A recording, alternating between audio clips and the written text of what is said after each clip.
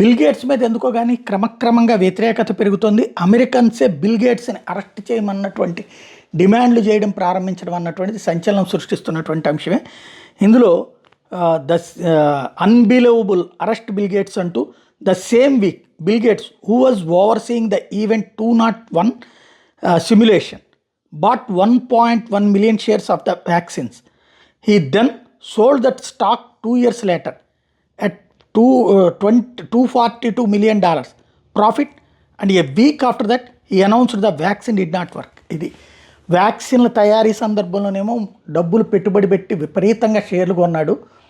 ఆ తర్వాత ఆ షేర్లు అమ్మేసి బిలియన్ల కొద్ది డాలర్ల డబ్బులు సంపాదించాక అప్పుడు ఆ వ్యాక్సిన్స్కి సంబంధించిన నాణ్యత లేదని ప్రకటించాడు. మరి నిజంగా అతను నిజాయితీపరుడైతే ప్రకటించిన తర్వాత వ్యాక్సిన్లకు సంబంధించినటువంటిది ఏది షేర్లు అమ్ముకోవాలి కదా ఆ సంస్థ నుంచి షేర్లని.